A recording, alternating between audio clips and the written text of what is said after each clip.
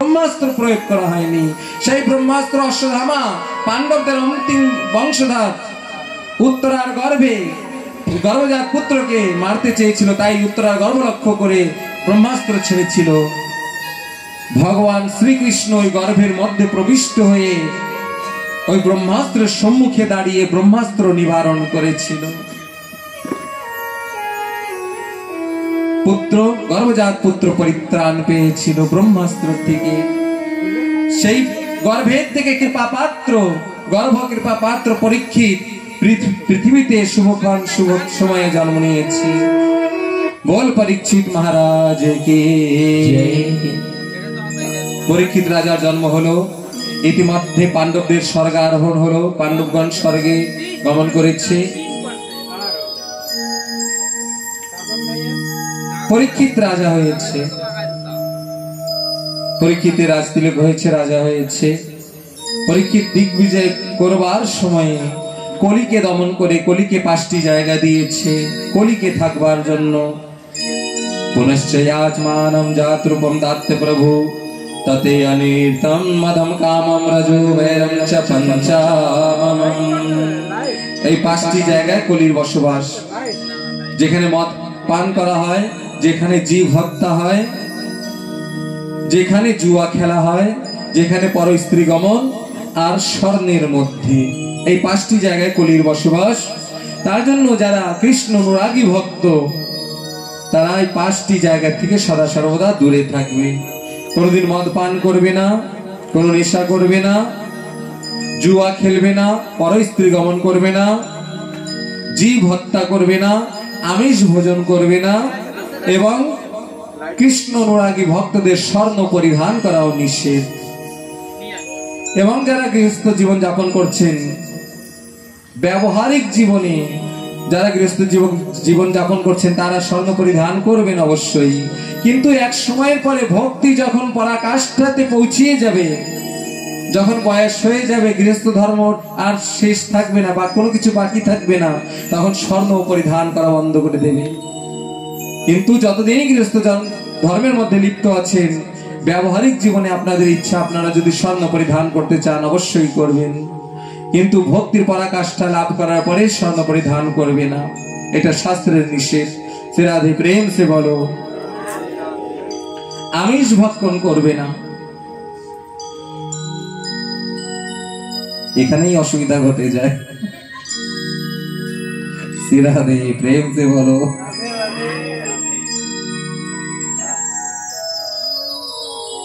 কিছু বলবো না এই পর্যন্ত রেখে দেবো? থাক, আজকে বলবো না, আগামী দিন বলবো। মদ খেতে নাই, মদের থেকেও দূরে থাকবে, ঠিক আছে? সবার জন্য কথা। আমিষও খেতে নেই।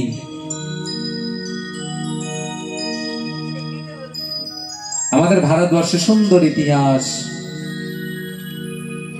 ভক্তমাল গ্রন্থ পড়বে বুঝতে পারবে। এই ভারতবর্ষে একটি রাজা ছিল, রাজা শিবী। ঠাকুরের পরম ভক্ত ছিল, দান ধর্মে সর্বোত্তম ছিল। তাই ইন্দ্র পরীক্ষা নিতে এসেছে যে কেমন দানি রাজা শিবী, আমি দেখতে চাই কত ধার্মিক। আমরা বলি না আমরা ধার্মিক, আমরা সনাতনী। যেদিন পরীক্ষা হবে সেদিন পরীক্ষায় সব ফেল। ওই স্কুলে যখন আমরা যখন স্কুলে পড়তাম তখন ওই আমাদের টিচার জিজ্ঞাসা করতো যে স্কুলে কি পেয়েছো, পাস হয়েছে না ফেল হয়েছো? তখন ওই বলতাম যে 0 পেয়েছি পরীক্ষায়, মানে ফেল হয়েছি। মানে অন্য শব্দ দিয়ে বলতো, সেই শব্দ আমি বলছি না। না, তোমার স্টুডেন্টদের যারা ফেল হয়েছে তারা কি বলতে? 0 পেলে কি পেয়েছো পরীক্ষায়? আমাদেরও যেদিন পরীক্ষা হবে সেদিন হয়তো আমরাও ফেল হয়ে যাব।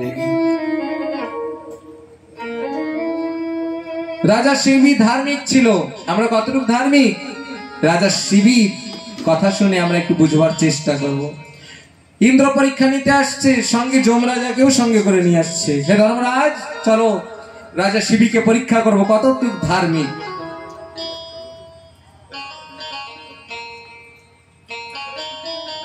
ইন্দ্র একটি কবুতর হয়েছে আর ধর্মরাজ একটি গরুর পাখি হয়েছে।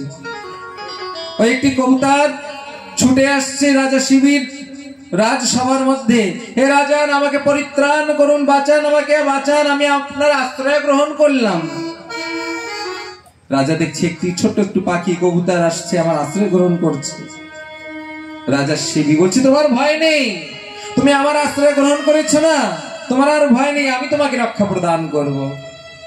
এর মধ্যে সেই গরুর পাখিটাও ছুটে আসছে, হে রাজান আমিও তোমার আশ্রয় গ্রহণ করেছি, ওই পাখিটাকে দিয়ে দাও, ওইটা আমার আহার, আমি খেয়ে আমার এই দেহটাকে বাঁচাবো, রাখবো, ওটা না খেলে যে আমি মরে যাব। রাজন বলছে হে পাখি, হে গরুর, এই পাখিটা আমার আশ্রয় নিয়েছে, যে আমার আশ্রয় নিয়ে থাকে তাহাকে রক্ষা প্রদান করা আমার ধর্ম, আমি তাহাকে রক্ষা প্রদান করেছি, একে অহিত করতে দেব না তোমাকে। গরুর পাখি বলছে হে রাজন তুমি এত ধার্মিক, যে তোমার আশ্রয় গ্রহণ করে তাকে তুমি রক্ষা প্রদান করো, তবে আমিও তোমার আশ্রয় গ্রহণ করলাম, হে রাজন আমাকেও রক্ষা প্রদান করো, আমি আমার দেহ রক্ষা করব কি দিয়ে? ওই পাখিটা তো আমার আহার, আমার আহারের ব্যবস্থা করে দাও। রাজন ক্ষণকাল হয়তো ভেবেছে, ওই গরুরের আহার তো মাংস ভক্ষণ না করলে গরুর বাঁচবে না, তবে কি দিয়ে তাহাকে বাঁচাবো? আর ওই পাখিটাকে বলেছে আমি আশ্রয় প্রদান করেছি, তোমাকে রক্ষা প্রদান করব, আর এই গরুর পাখিও আমার আশ্রয় গ্রহণ করেছে, একেও আমার রক্ষা প্রদান করতে হবে, তবে কি দিয়ে তার প্রাণ বাঁচাবো আমি? রাজা শিবি মনে কল্পনা করে নির্ণয় করেছে, হে গরুর পাখি আমি তোমার প্রাণ বাঁচাবো।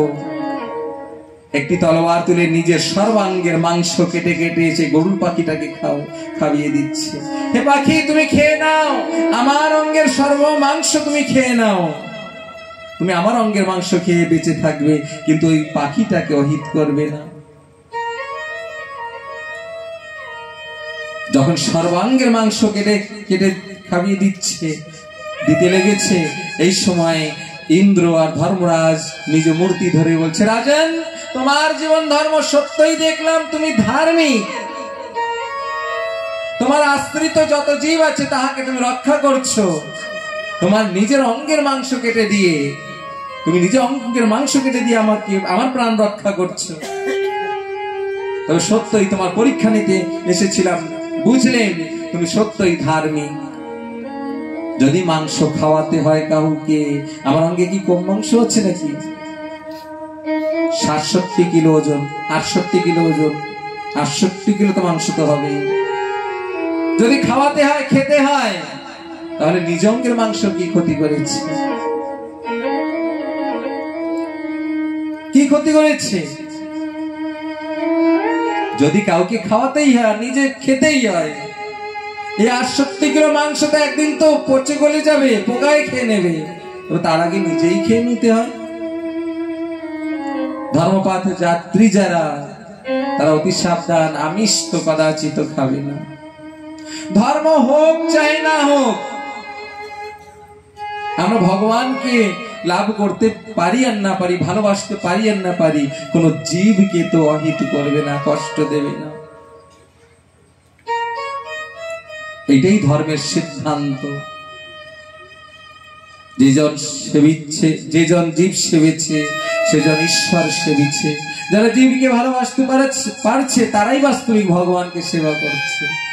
তবে কলির জায়গায় ৫টি জায়গার থেকে দূরে থাকবে সদা সর্বদা, অভ্যাস নেই, অভ্যাস করবে, ধর্মের হাত ধরার চেষ্টা করবে, ধর্ম রক্ষি তাহা রক্ষা। আমরা যখন কারোর সন্তানকে মেরে ফেলি, বিধির কঠোর দণ্ডে আমাদেরও সন্তান কোনোদিন মারা যায় কারুর হাতে, সেদিন অনেক দুঃখ হয়, আহা আমার সন্তানটা অকালে মরে গেল। যে জীবটাকে হত্যা করা হয় তার নিঃশ্বাসে নিঃশ্বাসে যোগ হয়, কতদিন তার আয়ুটা কেড়ে নিয়েছি আমি। যখন ওই নিঃশ্বাসে নিঃশ্বাসে যোগ হবে, আর আমারই আত্মীয় স্বজনের সঙ্গে যখন সেই নিঃশ্বাসের যোগ হবে, তখন ওই নিঃশ্বাসের পরিবর্তে নিঃশ্বাসই দিতে হবে। যেমন অর্থ নিলে অর্থই দিতে হয়, তেমন ভালোবাসা দিলে ভালোবাসা দিতে হয়, তেমন নিঃশ্বাসের পরিবর্তে নিঃশ্বাসই দিতে হবে। বিধির কঠোর দণ্ড কেউ এড়াইতে পারবে না। তাই তো এই কঠোর দণ্ড থেকে যদি পরিত্রাণ পেতে হয়, ভগবান বলেছে, হে জীব, প্রায়শ্চিত্ত করে নাও। আজ হতে পূর্বে যাহা কিছু হয়েছে, আর জীবনে অধর্ম কাজ তো করব না। অভ্যাস করবে, দেখবে অবশ্যই ভগবানের কৃপায় আমরা এই ধর্ম অধর্মের যুদ্ধে জয়ী হতে পারবো, অধর্মকে পরাজয় করতে পারবো, ধর্মের হাতটি ধরে ভগবানকে ভালোবাসতে পারবো। শ্রী রাধে প্রেম সে বলো। এই 5টি জায়গায় তো অবশ্যই যাবে না। পরীক্ষিত রাজার যখন জন্ম হয়েছে, উত্তরায় ব্রহ্মাস্ত্র থেকে গর্ভজাত পুত্রকে বাঁচানোর জন্য ভগবান শ্রীকৃষ্ণের আশ্রয় গ্রহণ করেছিল। কারণ তিনি জেনেছিল, তার শাশুড়ি মা দ্রৌপদী শিখিয়েছিল একদিন উত্তরাকে একটি কথা, হে উত্তরা, জীবনে যদি ভয়ঙ্কর বিপত্তিতে পড়ে যাও, অন্য কারুর আশ্রয় গ্রহণ করবে না, একমাত্র ব্রজেন্দ্র নন্দনের আশ্রয় গ্রহণ করবে। কারণ একদিন আমি রাজসভায় বিপত্তিতে পড়েছিলাম, এই পঞ্চস্বামী ভীষ্ম পিতামহ, গুরু কৃপাচার্য, গুরু দ্রোণাচার্য, রাজসভার রাজা, প্রজাবাসীগণ কেউ আমাকে বিপত্তি থেকে পরিত্রাণ করতে পারেনি। সবার প্রতি আমার একটি বিশ্বাস ছিল, আমি যাহাকে আত্মীয় স্বজন, ভাই বন্ধু, গুরুজন বলে মেনেছি, তারা আমাকে সমগ্র বিপত্তি থেকে পরিত্রাণ করবে। কিন্তু হে উত্তরা, সেদিন রাজসভায় আমার সেই ভ্রান্তি ভেঙেছে। এই জগতের কেউ আমাকে পরিত্রাণ করতে পারবে না। যেদিন সকলের প্রতি বিশ্বাস আমার ভেঙে গেল, যেদিন আমার ভ্রান্তির খণ্ডন হলো, সেদিন ওই ব্রজেন্দ্র নন্দনের কথা মনে পড়েছিল আমার। সেদিন ঊর্ধ্ব বাহু করে ব্রজেন্দ্র নন্দনকে ডেকেছিলাম। উত্তরা আমার ডাকতে দেরি হয়েছিল, কিন্তু ব্রজেন্দ্র নন্দনের আসতে দেরি হয়নি। আমাদের ডাকতে দেরি হয়, কিন্তু ব্রজেন্দ্র নন্দনের আসতে দেরি হয় না। যদি কোনোদিন ভয়ঙ্কর বিপত্তিতে পড়ে যাও, তাহলে সেদিন ব্রজেন্দ্র নন্দনকে ডাকবে, দেরি করবে না উত্তরা। তাই যখন ওই ব্রহ্মাস্ত্র দেখেছিল উত্তরা, ওই ব্রহ্মাস্ত্র দেখে ভগবান শ্রীকৃষ্ণের আশ্রিত হয়েছিল, হে ব্রজেন্দ্র নন্দন, আমাকে পরিত্রাণ করুন, হে সর্বশক্তিমান, আমাকে পরিত্রাণ করুন। তাই ভগবান শ্রীকৃষ্ণ তার গর্ভজাত পুত্রকে পরিত্রাণ করেছিল। একটি মা নিজের গর্ভজাত পুত্রকে বাঁচিয়েছিল কৃষ্ণের আশ্রয় গ্রহণ করে। এ জগতেও আমাদের শিক্ষা নিতে হবে, কোন মা যদি নিজের গর্ভজাত পুত্রকে বাঁচাতে চায়, নিজ সন্তানকে বাঁচাতে চায়, তাহলে যে ওই যজ্ঞেশ্বর ভগবান বিপদভঞ্জন মধুসূদনের আশ্রয় গ্রহণ করতে হবে, তবেই বিপত্তির থেকে পরিত্রাণ পাবো। এই ভক্ত আঙ্গিনায় অনেকবার পাঠ হয়েছে, আরো 3 বার পূর্বে পাঠ হয়েছে, 4র্থবার পাঠ হচ্ছে। আগেও পাঠ করেছি। পূর্বকালের মুসলমান শাসনকালে সালবেগ, তার মা ব্রাহ্মণী কন্যা, পুত্র সালবেগকে বাঁচিয়েছিল, মৃত্যুর মুখের থেকে বাঁচিয়েছিল কৃষ্ণ নাম উপদেশ করে। পুত্র সালবেগ মরে যাবে, মৃত্যুর মুখে দাঁড়িয়ে আছে, ব্রাহ্মণী মা সেই মুহূর্তে সালবেগকে কৃষ্ণ নাম উপদেশ করছিল। এই কৃষ্ণ নাম পেয়ে সালবেগ ওই মৃত্যুকে পরাজিত করে মায়ের কোলের পুত্র মায়ের কোলে ফিরে এসেছিল। কৃষ্ণ নামে মৃত্যুকেও পরাজিত করা যায়। আমাদের ভারতের একটি ইতিহাস, মুসলমান শাসনকালে রাজস্থানে করোলি নামের গ্রামে একটি মুসলমান ছিল, তার নাম ছিল কালে খাঁ। সবাই কালে খাঁ বলে ডাকতো তাকে। মুসলমান ছিল, গৃহস্থ ছিল, গৃহস্থ জীবন যাপন করবার জন্য অর্থের প্রয়োজন ছিল।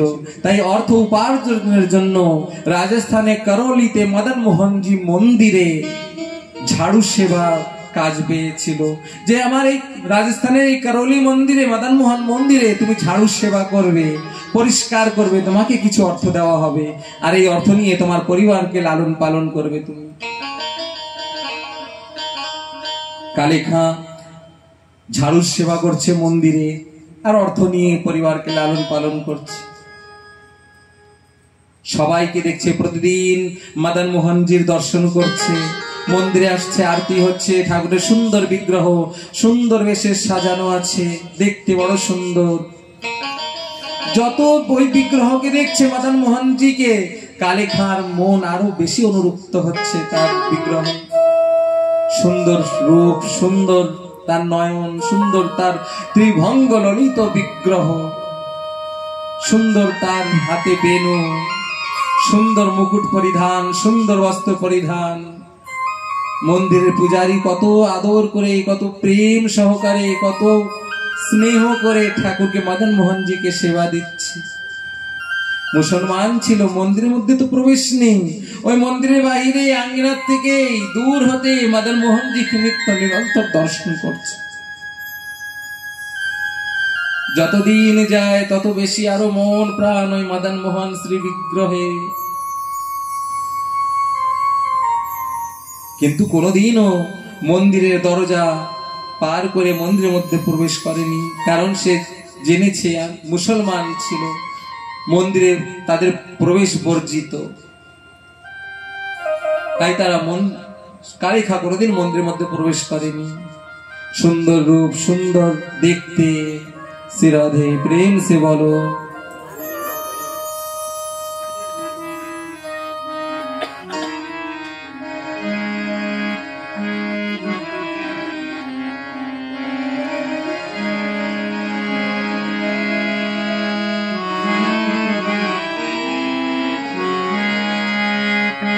फूलों से सज रहे हैं श्री वृंदावन बिहारी,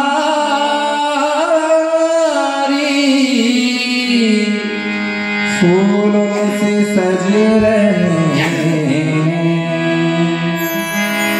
श्री वृंदावन बिहारी,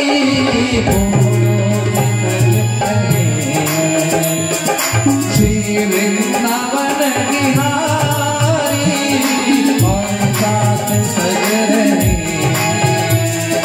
कृष्ण की दुलारी, सज रहे।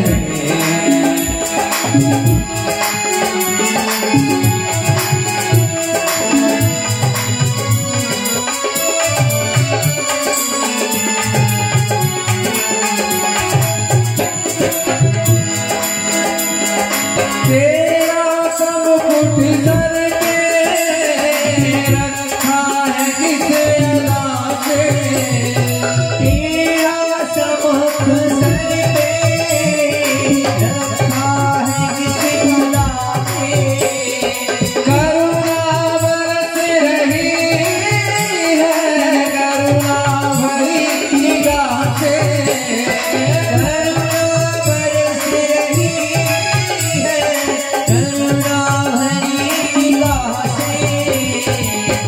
पे गुलाबी पत्ता, उस पे गुलाबी पत्ता, उस पे गुलाबी पत्ता, उस पे गुलाबी पत्ता, वृंदावन बिहारी, फूलों में सज रहे हैं श्री वृंदावन बिहारी, और साथ सज रही है कृष्ण भाव की दुलारी, और साथ सज रही है कृष्ण भाव की दुलारी, फूलों में सज रही है।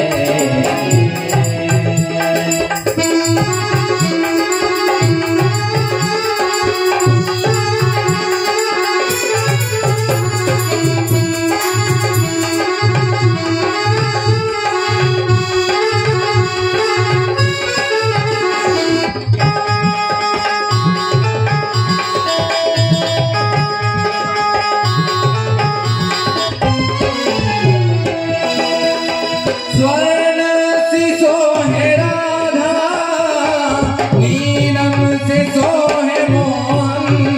ओ स्वर्ण से सोहे राधा, नीलम से सोहे मोहन। स्वर्ण से सोहे राधा, नीलम से सोहे मोहन। ओ स्वर्ण से सोहे राधा, नीलम से सोहे मोहन। उसमें गुलाबी साड़ी, ओ उसमें गुलाबी साड़ी, उसमें गुलाबी साड़ी, उसमें गुलाबी साड़ी। करुणा भरी निगाहें फूलों से सज रही है। श्री वृंदावन बिहारी फूलों से सज रही है। श्री वृंदावन बिहारी और साथ सज रही है, और साथ सज रही है। वृषभान की दुलारी फूलों से सज रही है। श्री वृंदावन बिहारी फूलों से सज रही है, फूलों से सज रही है, फूलों से सज रही है।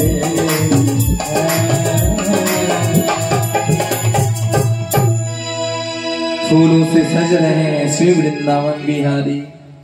टेढ़ा सा मुकुट सर पे रखा है कि सदा से करुणा भरी निगाह से करुणा बरस रही है। ওই মদন মোহনের সুন্দর বিগ্রহ দেখছে কালেখা, বড় সুন্দর দেখতে। প্রতিদিন মধ্যাহ্নকালে গৃহে যেত ভোজন করতে। ঠাকুরের বিগ্রহ দেখতে দেখতে, আরতি দেখতে, সেবা দেখতে দেখতে কখনো কখনো দেরি হয়ে যেত।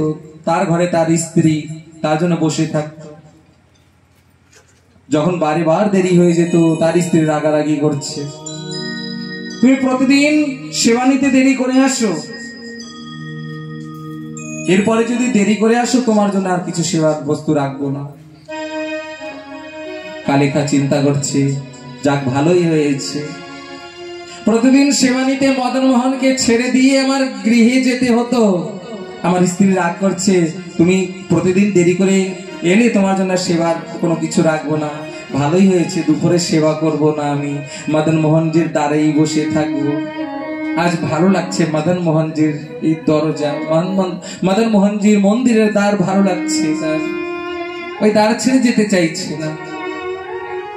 ভক্তদের অন্তর তেমন, বৃন্দাবন ছাড়া কিছুই তাদের ভালো লাগে না, কৃষ্ণ নাম ছাড়া যেন কিছুই তাদের ভালো লাগে না। কালেখা সেদিন হতে আর দুপুরে সেবা করতে ঘরে যায় না। কালেখার কোনো পুত্র ছিল না।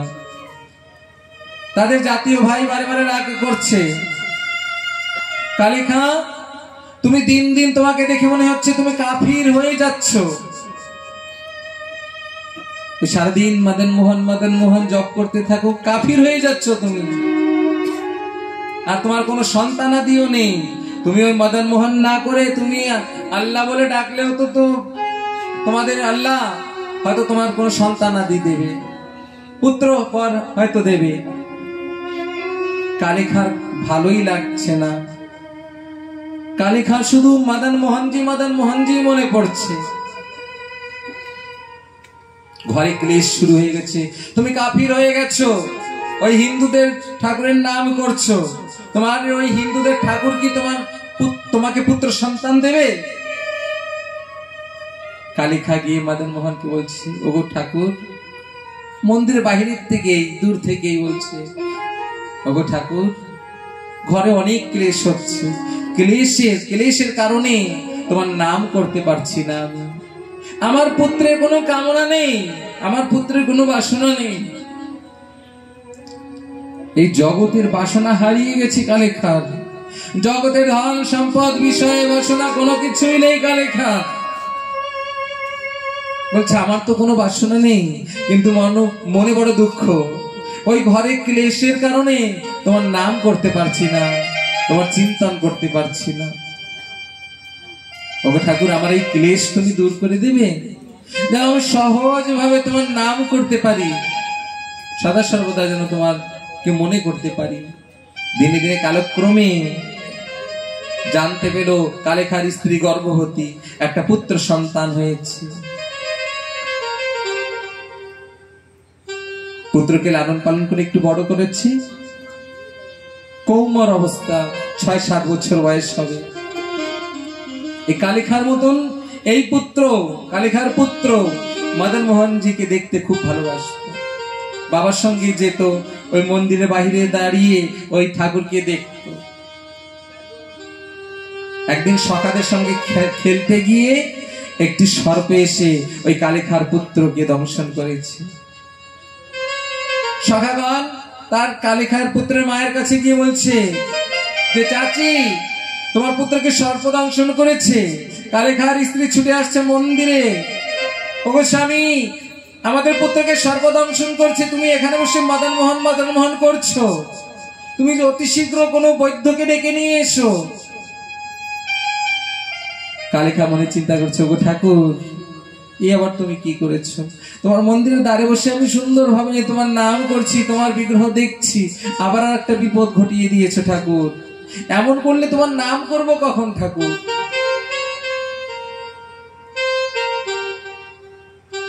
কালেখা ধীরে ধীরে গেছে, যেতে যেতে তার পুত্র মরে গেছে, তার স্ত্রী কাঁদছে।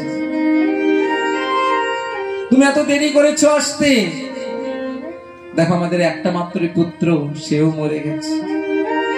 কালেখা পুত্রকে কোলে করে তুলে নিয়ে মদন মোহনজির মন্দিরের বাহিরে দাঁড়িয়ে কাঁদছে। হে মদন মোহনজি, এই জাগতিক জগতের বিষয় বাসনা তো আমার কিছুই নেই, শুধু চেয়েছি একটু সুযোগ মাত্র। তুমি আমাকে সুযোগ করে দেবে ঠাকুর, সেই সুযোগ ধরে তোমার একটু নাম করব। তাও তুমি ঘরের ক্লেশ, সেই ক্লেশ দূর করতে একটি পুত্র দিয়েছ। তোমার নাম করছি, তোমাকে দেখছি, দর্শন করছি, আমার হৃদয় আনন্দে ভরে আছে। আবার পুত্রকে সর্প দংশন করেছে, আবার ক্লেশ হয়ে গেছে জীবনে। কেমন করে ঠাকুর তোমার নাম করবো আমি? কাঁদতে কাঁদতে যখন কালেখার নয়নের জল তার পুত্রের, একদিন নয়নের জল তার পুত্রের মুখে পড়েছে, পুত্র যেন ঘুম থেকে জেগে উঠছে, বলছে বাবা, বাবা বলে ডাকতে ডাকতে উঠেছে। উঠেই বলছে বাবা। সে আমার বন্ধু কোথায়? বলছে বন্ধু। বলছে সে কোথায়? বলছে কাকে খুঁজছিস? বলছে সে যে আমার নিকটে এসে দাঁড়িয়েছিল, আমার বন্ধু, নীল বর্ণ দেখতে, শ্যাম বর্ণ দেখতে, আমার গলায় গলবাইয়ার দেলে আমার গলার উপরে হাত দিয়ে বলছে, বন্ধু তোর ভয় নেই, আমার সঙ্গে খেলা করবি না, আমার সাথে খেলবি। বাবা তাকে তো দেখছি না, সে কোথায়? সে কত মৃদু হেসে আমার নিকটে এসে আমার গলায় হাত দিয়ে বলছে, আমার সাথে খেলবি না? আমি তার সঙ্গে তো খেলতে উঠেছি। বাবা সে কোথায়? তাকে তো দেখা যাচ্ছে না। আজ ভগবানের কৃপায় পুত্র জীবিত হলো, সর্বের বিষ যেন জল হয়ে গেল, কৃষ্ণ দর্শন হলো। কিন্তু ব্যাকুল হয়ে উঠছে হৃদয়, আবার সেই বিগ্রহ দেখবার জন্য, আবার তাকে দেখবার জন্য, যে তার গলায় হাত দিয়ে খেলার জন্য ডেকে উঠিয়েছিল। মন্দিরের মধ্যে দেখতে পায় মদন মোহনজি দাঁড়িয়ে আছে। বাবা, এই তো তিনি যে আমাকে ডেকে উঠিয়েছে। কিন্তু তাদের ভালোভাবে জানা ছিল মন্দিরের মধ্যে তো তাদের প্রবেশ নেই, ওই দ্বারের থেকেই দাঁড়িয়ে ডাকছে।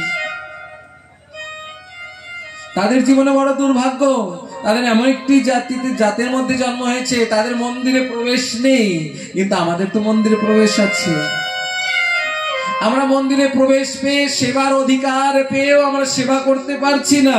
আর যার সেবার অধিকার নেই তাদের হৃদয় কাঁদছে সেবার জন্য, তাকে একটু আলিঙ্গন করবার জন্য, তার নিকটে যাওয়ার জন্য, তাকে একটু প্রণাম করবার জন্য, তাকে আবার ফিরে পাওয়ার জন্য তার মন কাঁদছে।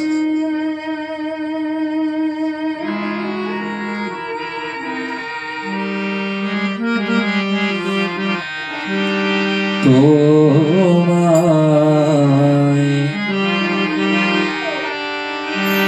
পাবো কি না পাবো আমি, ওরে নন্দ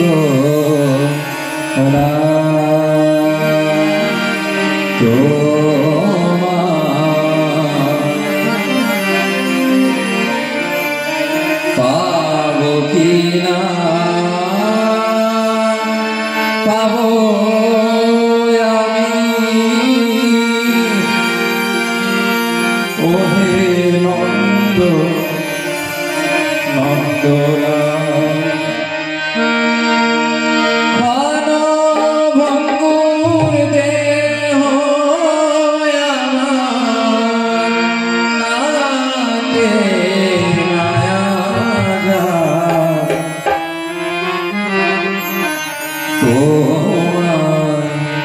পাবো কি না পাবো আমি, ওহে নন্দলাল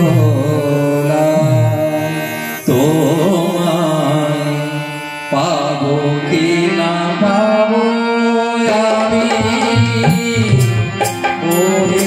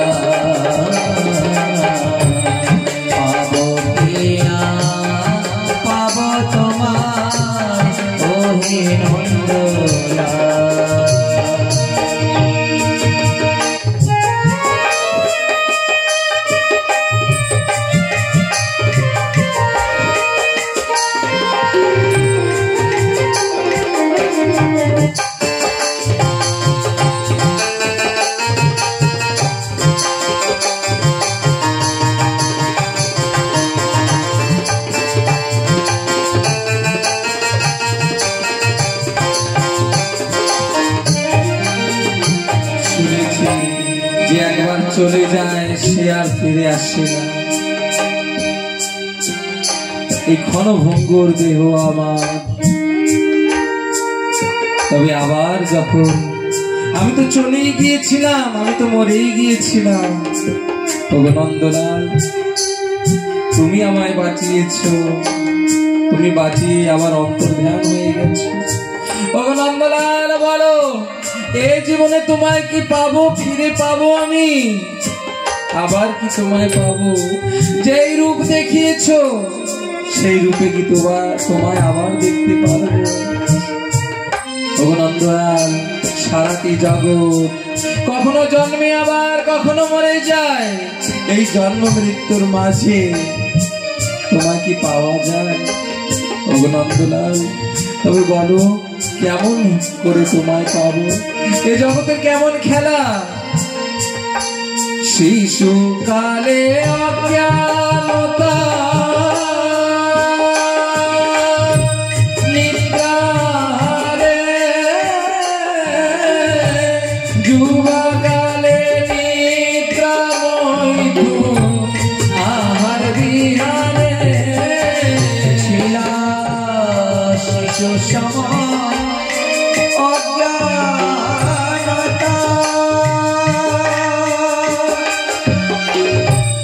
নিদ্রায় আহারে, যুবকালে নিদ্রা মৈথুন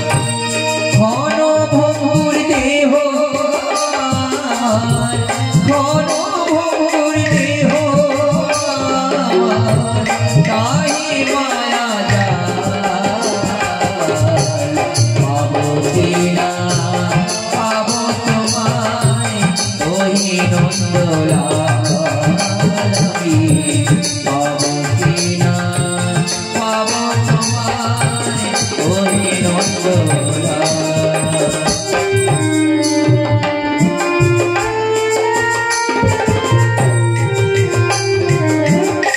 এই জগতে একদিন সকল কিছু ছেড়ে চলে যেতে হবে। যাকে আপন বলেছি তাদেরও ছেড়ে দিতে হবে, তারা আমাকে ছেড়ে দেবে। সঙ্গে কি যাবে? শুধু কর্মফল যাবে, আর কিছু যাবে না। গোবিন্দকে কত ভালোবাসতে পারছি, এই কথাটুক, এই স্মৃতিটুক সঙ্গে যাবে। আমার আপন গেল, স্বপন গেল, সঙ্গী কর্মফল সব হারিয়ে এখন শুধু নয়ন ভরা জল। আমার আপন গেল, স্বপন গেল, সঙ্গী কর্মফল সব হারিয়ে এখন শুধু নয়ন ভরা কর্ম বিফল, কর্ম বিফল, আমার জন্ম বিফল, কর্ম বিফল, জন্ম বিফল কর্ম বিফল ভক্তিহীন আমি কাঙ্গাল। পাবো কিনা পাবো তোমায় ওরে নন্দলাল আমি পাবো কিনা পাবো তোমায় ওরে নন্দলাল।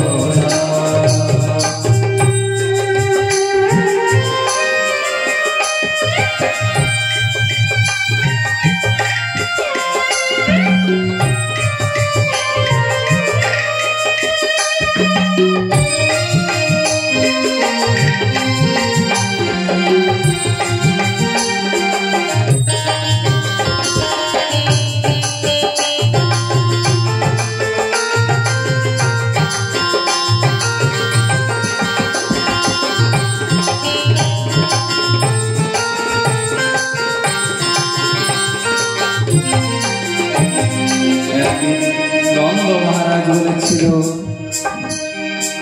আমি শুনেছি তুমি নাকি জগদীশ্বর, তবে আমার একটি কথা রাখবি, আমার কর্মফলে আমার যেখানেই জন্ম হোক না কেন, যদি কোনো পশু কুলেও জন্ম হয়, নিকৃষ্ট কুলেও জন্ম হয়, তাহলে তোমার স্মৃতি, তোমার প্রেম যেন এই হৃদয়ে থাকে। নন্দ বাবা ভগবান শ্রীকৃষ্ণকে এই নিবেদন করেছিল। আজ একটি নিবেদন এই গানের মধ্যে, আমি মরে আবার মানুষ হব এই আশা তো নাই, আমি মরে আবার মানুষ হব আমার এই আশা নাই। বৃন্দাবনের কোলে পুত্র পশু হতে চাই, আমি মরে আবার মানুষ হব এই আশা নাই। তোমার বৃন্দাবনের কোলে ক্ষুদ্র পশু হতে চাই, আমি মানুষ হব মরে আবার আমার এই আশা নাই। বৃন্দাবনের কোলে ক্ষুদ্র পশু হতে চাই, আমি মানুষ হব মরে আবার এই আশা নাই। বৃন্দাবনের কোলে ক্ষুদ্র পশু হতে চাই, আমার কৃপা কর বৈষ্ণব, আমায় কৃপা করো বৈষ্ণব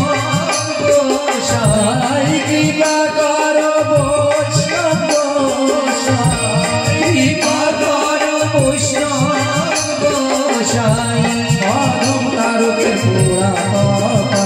আমায় কৃপা করো বৈষ্ণব গোসাই আরতির পোড়া কথা। পাবো কি না পাবো তোমায় ওহে নন্দলাল, পাবো কি না পাবো তোমায় ওহে নন্দলাল। ভঙ্গুর দেহ আমার, ভঙ্গুর দেহ আমার, তাতে মায়া জাল তোমায় পাবো কি না পাবো তোমায় ওহে নন্দলাল, পাবো কি না পাবো তোমায় ওহে নন্দলাল, কি না পাবো তোমায় ওহে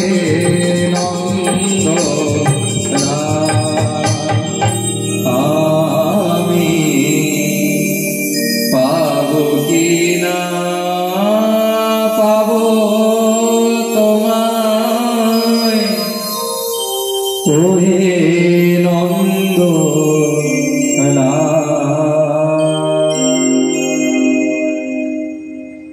আজ কালেখার পুত্র আবার তাকে দেখতে চাইছে, নিকটে পাইতে চাইছে।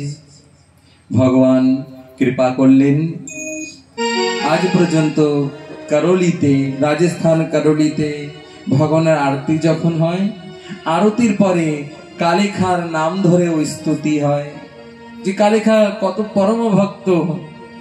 ভগবান তাকে কৃপা করেছে, তার পুত্রকে কৃপা করেছে, তাকে নাম জপ করার সুযোগ করে দিয়েছে, অবসর করে দিয়েছে।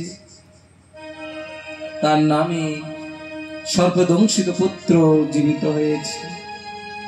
শ্রী রাধে প্রেম সে বলো। পূর্বে শ্রবণ করেছি মা উত্তরা পুত্রকে বাঁচাবার জন্য ভগবান শ্রীকৃষ্ণের আশ্রয় গ্রহণ করেছে। সালবেগীকে বাঁচাবার জন্য বিধবা ব্রাহ্মণী মা ভগবান শ্রীকৃষ্ণের মন্ত্র দান করেছে। আজ বৃন্দাবনের দিব্য চরিত্রতে আমরা শুনতে পারলেন যে কালেখা পিতা তার পুত্রকে বাঁচাবার জন্য ভগবান শ্রীকৃষ্ণেরই আশ্রয় গ্রহণ করেছে। এই জগতে প্রমাণ, যদি মা বাবা পুত্রকে বাঁচাতে চায়, পুত্রের মঙ্গল করতে চায়, তাহলে ভগবান শ্রীকৃষ্ণের আশ্রয় গ্রহণ করবে। দেখবে সন্তানাদিদের মঙ্গল হবে, তাদের জীবন সুখময় হবে, বিপত্তি তাদের কোনোদিন স্পর্শ করবে না, জীবনটা সুস্থ হবে, ভালো হবে, সুন্দর হবে। শ্রী রাধে ভগবানের কৃপা সমগ্র জগতের পরে আছে। যদি ইতিহাস খুলে দেখায় তাহলে এক একটা পিপলিকার প্রতিও ভগবানের কৃপা, এক একটা বৃক্ষের পরে জীবের পরে ভগবানের কৃপা, ভগবানের দয়া। সেই দীনবন্ধু, সেই করুণার সিন্ধু চরণ আশ্রয় যেন আমরা সকলে পাই। শ্রী রাধে প্রেম সে বলো। ভাগবতে পরীক্ষিতের অভিশাপ হলো, পরীক্ষিত কলিকে দমন করলো, পরীক্ষিতকে শৃঙ্গ ঋষি অভিশাপ করেছে। শৃঙ্গ ঋষির পিতা সমীক ঋষিকে যখন পরীক্ষিত রাজা অপমান করেছে, শৃঙ্গ ঋষি কৌশকী নদীর জল হাতে নিয়ে অভিশাপ করেছে, ইতি লঙ্ঘিতম মর্যাদা তচ্ছাৎ সপ্তমে হানি। যখন পরীক্ষিতের অভিশাপের কথা পরীক্ষিত জানতে পেরেছে, পরীক্ষিত রাজ সিংহাসন ছেড়ে দিয়ে সাধু শরণাগত হয়েছে। সাধু শরণাগত হয়ে গঙ্গার তীরে বসে সাধুদের কাছে প্রশ্ন করলেন যে মৃত্যু শরণাপন্ন ব্যক্তির কি করা উচিত। এই মুহূর্তেই দেখতে না দেখতে সেই সাধু সভার মধ্যে স্বচ্ছন্দে বিচরণ করতে করতে সুখদেব ঠাকুর আগমন করলো। সুখদেব ঠাকুর সেই সভাতে এলো। বলে সুখদেব ভগবান কি জয়। সুখদেব ঠাকুরের চরণ জল করে উচ্চ আসনে বসতে দিয়েছে। সুখদেব ঠাকুর যখন উচ্চ আসনে বসছে, পরীক্ষিত প্রশ্ন করছে যার মৃত্যু নিকটে তার কি করা উচিত। এবং আমার মৃত্যু সপ্তম দিবসে আমার কি করা উচিত? সুখদেব ঠাকুর প্রশ্নের উত্তর সহজে দিয়েছে। তস্মাৎ রাজন হরি সর্বত্র সর্বদা শ্রোতব্য কীর্তিতব্যশ্চ ভগবান নাম নাম। হে রাজন, যাদের মৃত্যু নিকটে, যারা জানতে পেরেছে এবং সমগ্র জীবের একটাই মাত্র পরম কর্তব্য, পরম ধর্ম, বাসুদেবের নাম কীর্তন করবে, কৃষ্ণ নামের কীর্তন করবে, বৃন্দাবন দর্শন করবে, শ্রবণ করবে এবং চিন্তন করবে। শ্রীরাধে, আজকের কথা প্রসঙ্গ এই পর্যন্তই রাখলেন। আগামী দিন বরাহ অবতার, ধ্রুব চরিত্র আর রসিক দেব নামের ভক্ত চরিত্র আমরা সকলে শ্রবণ করব। পরীক্ষায় উন্নত রসিক দেব, কত কঠোর পরীক্ষা দিতে হয়েছিল তাকে ভগবানের আশ্রয় পাওয়ার জন্য, ভগবানের সেবা পাওয়ার জন্য। এই দিব্য ভক্ত চরিত্র আগামী দিন শ্রবণ করব। আপনারা সকলে আসবেন। আগামী দিন সময় অনুযায়ী চেষ্টা করব পাঠ শুরু করার। আপনারাও সময় অনুযায়ী কাজ সেরে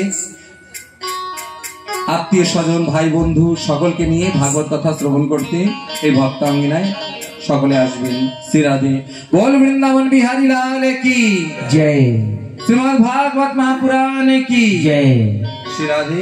আজকের কথা প্রসঙ্গ এখানেই বিশ্রাম করলাম।